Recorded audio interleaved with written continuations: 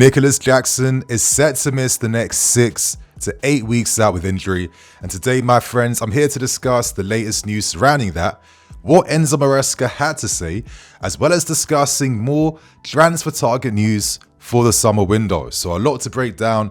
Hope you guys enjoy. Hit that like button, really helps the algorithm. Let's try and get at least 1,500 likes, and let's get straight into things. Naturally, we start things off by discussing everything on Nicolas Jackson. I'll discuss the news first. I'll then discuss what Maresca had to say in this morning's press conference. And at the end, I'll give my thoughts and opinions. So obviously the news was broken late last night in the evening. And as we learned, Nicolas Jackson, who kind of cryptically revealed during the start of the day when he posted a photo of himself with like a mask around him that something was going on. Naturally, it was later confirmed that yes, in fact, he is injured. It is a hamstring injury, and he's set to miss the next 6 to 8 weeks. So on a good time, it means that he's back by the end of March, but realistically, he won't be back until the April period.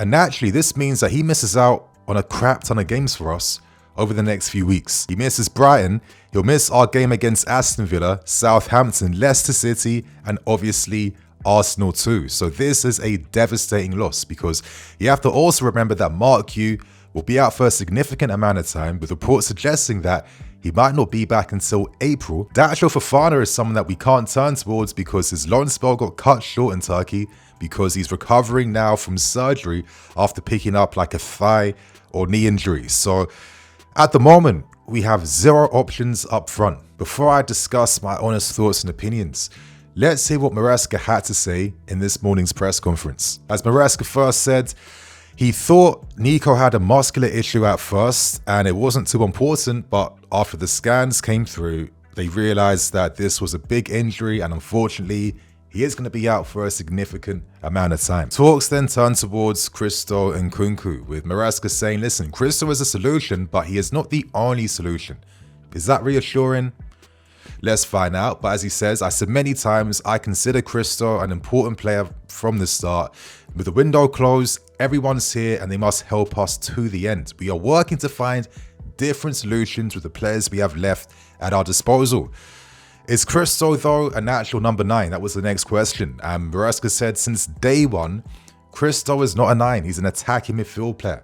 We know that very well, that Christo is not a number 9. Talks then turn towards what does Christo offer that Nico can't? And Maresca says they are different on the ball and off the ball. And please, remember that main point.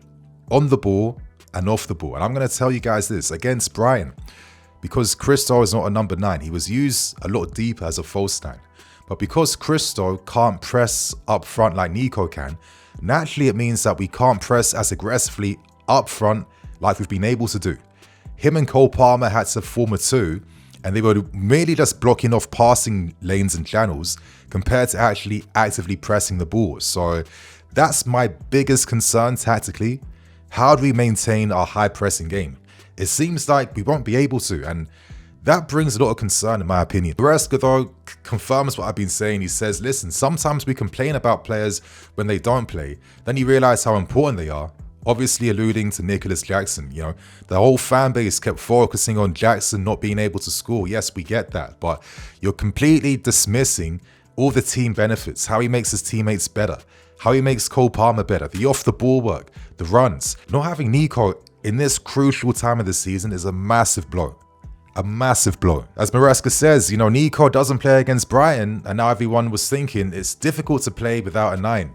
We know exactly how good Nico is on and off the ball, but Christo is completely different on and off the ball. So the conference ends with Maresca talking about other potential solutions that naturally he'll have to try and experiment with. And that's the key word, experiment, because let's not fool ourselves into thinking that if you're using Madueke up front or Sancho up front, you're going to instantly just improve the team.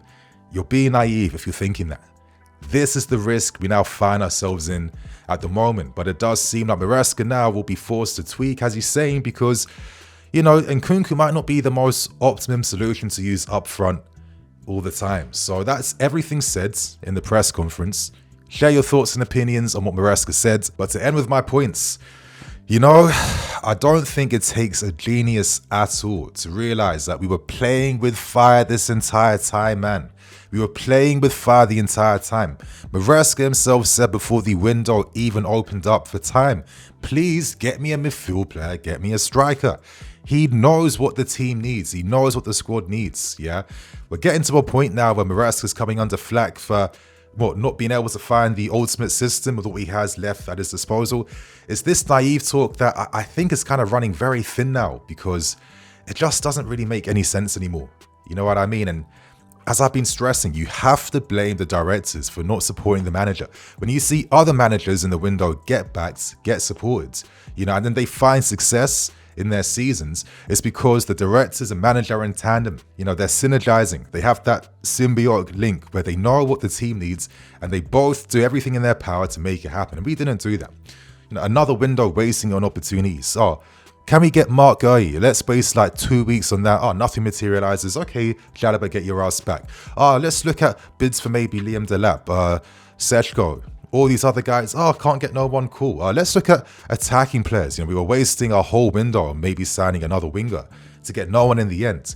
And it's just like, this is not inspiring confidence in the fan base. I feel like this is why the energy now has turned in the last 6 weeks, because from all the optimism and maybe blind hope a lot of us had at the time, thinking, after seeing all these struggles the last few years, I'll be finally making sense of this football club. Are things actually going to plan finally? I need to be like rudely awakened yet again that, you know what, the structures in place are not perfect. They're not working in tandem. And considering there were solutions, short-term solutions we could have turned to in the market, you know, I kept stressing Kolo Muani. You know, this is like the Nico Jackson, you know, band for band replacement that would have been adding something to the team right now and would be allowing us to play our way, which is the key thing. Can we continue to play our way and develop and improve our style of play under Maresca? Now, the big issue is that we won't be able to do that because Maresca will now be forced to have to tweak things to accommodate what he has left at his disposal. That's the game. That's how things work. And I just think it's absolutely criminal that these directors, where, you know, Nicolas Jackson, I kept saying the guy could not finish 90 minutes. We saw that from that 2-1 win against Brentford, where the moment he even went off and our pressing kind of just fell off straight away, Brentford got themselves back in the game and it was a nervy end to the game. And from that period on, it was obvious that Nicolas Jackson, I felt like I could sense he was burning out a bit. He was burning out. You know, his performances got worse as he tired, as the minutes reached like 55 to 65 minutes, and he had to come off. And most times that happened, the team performance went down even more. You know, you've put too much pressure on this young guy to have to be, you know, the goal provider, the team presser. He's essentially like two guys in one for the team right now.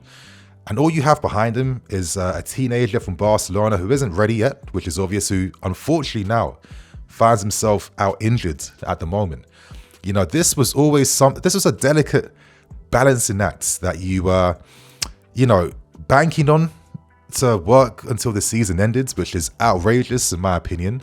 And you've undermined the squad now, you've undermined the manager, and you're potentially undermining the potential of this season because, you know, there was a big moment for us to try and secure Champions League football. I was saying before the window opens, the big advantage we have is January. If we make smart acquisitions, short-term relief gaps, they could be enough to help what we already have, yeah? What we already have. And for the big moves you want to make, my God, you got two of these guys working together and it's like, where's the brains behind the strategy and the thinking? And we find ourselves in a terrible situation now with no strikers at all in a crucial stage of the season where we need to pick up points. And now I have big worries and fears about our ability now to get top 4. Yeah, I read Matt Law's opinion piece, you know, when you got goal scoring guys like Palmer and stuff, I mean, surely you can turn towards them. No. You know, what allows Palmer to score? It's Nico's off the ball movement. You know, is that relationship they have where they understand each other's game. It's a team game. It's not an individual game. You can't analyze things from an individual perspective. Yeah, you guys, I'm not gonna like lie. I'm worried now. I'm absolutely worried now. I don't even know if there's really any solutions we really have to turn to that's gonna allow us to, you know, secure points, get these wins. If we do it, this will be like one of the defining periods under Clear Lake at the moment. I'm a fan. I'm always going to be hopeful that we can somehow just have a bit of fortune going our way to, still secure this season's CL objectives. But right now, man, I'm not really feeling optimistic. And I really feel like if this season starts to crash now, this won't be Maresca's fault. This will be on the directors and the boards for, failing to wake up, failing to see the reality of the situation, failing to address what the team needed. So yeah, good luck to Nico. Hopefully he comes back fitter and stronger. Another guy out with a hammy, but again, this guy was getting burnt out. It was obvious for a long time, and he's the only striker that you signed. Yeah, it's crazy. It's actually crazy. But what's your thoughts and opinions, you man? Let us know in the comment section. Are you still optimistic about the season, or are you feeling like, boy, the dream's over?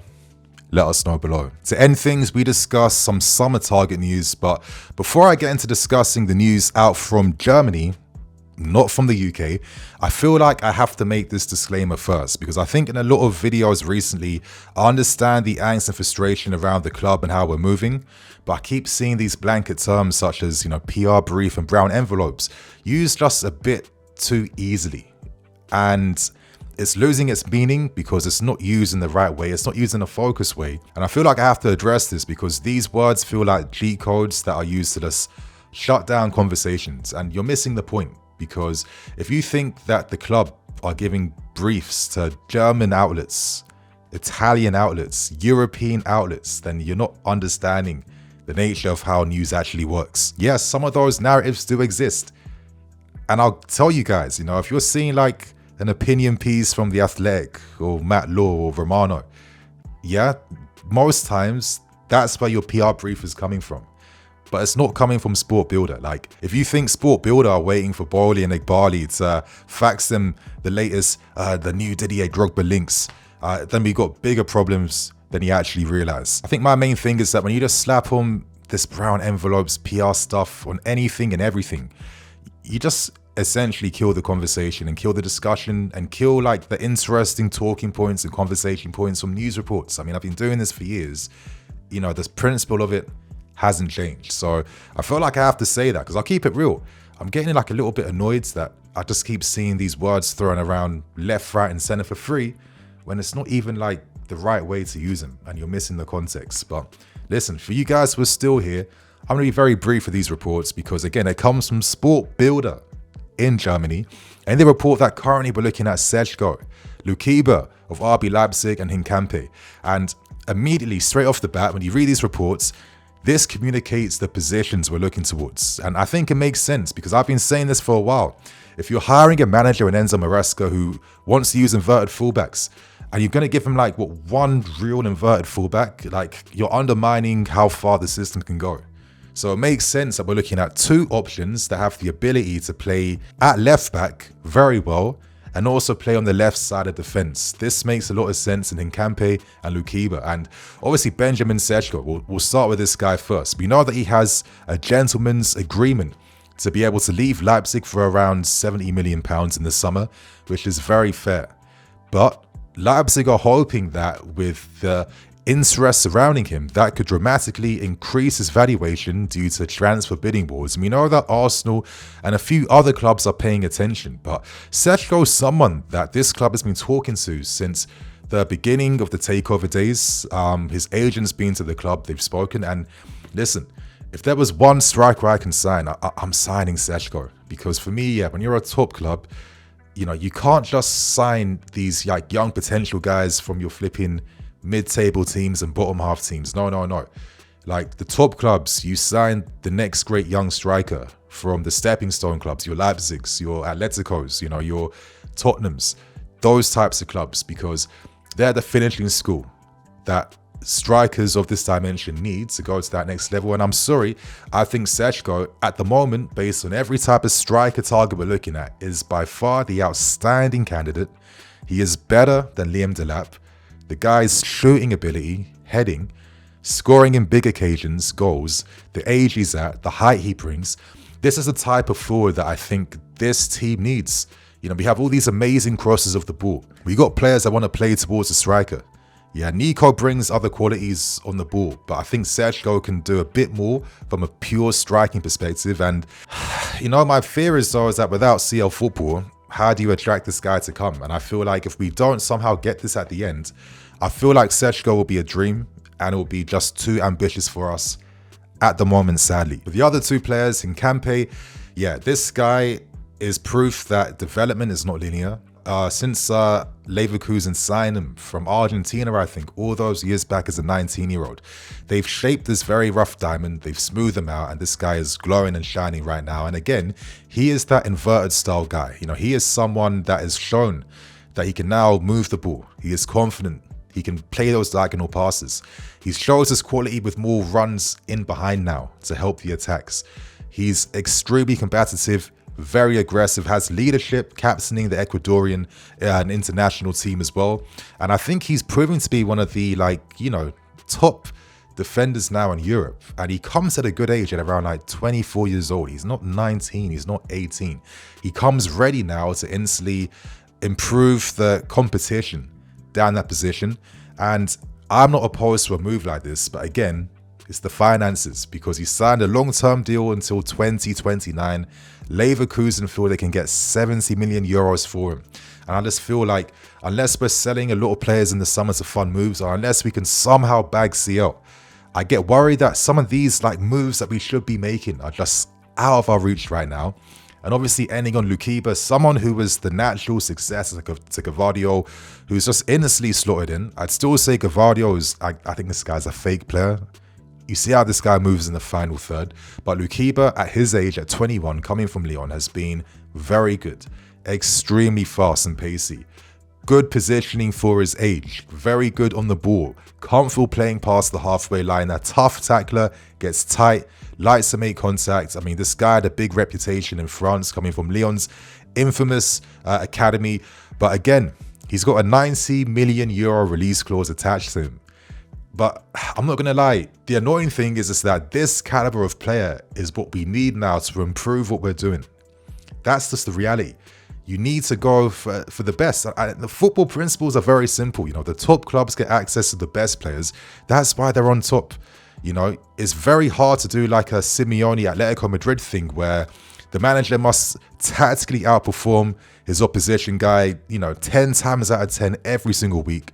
You can't. You can only go that far because ultimately the players on the field, they control your destiny. And to control your destiny a bit better, you need to have better access to better players. It's simply how it works, man. And I don't know. It's a shame that we're looking at some good targets.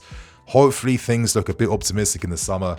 But if anything from these reports, my friends, it reveals that we are looking at that inverted left back, that Renato Vega replacement, and we're looking at a real striker. So that's the reports, that's the news. Share your thoughts and opinions, and I'll see you guys later today with another video. Stay tuned for that. Cool.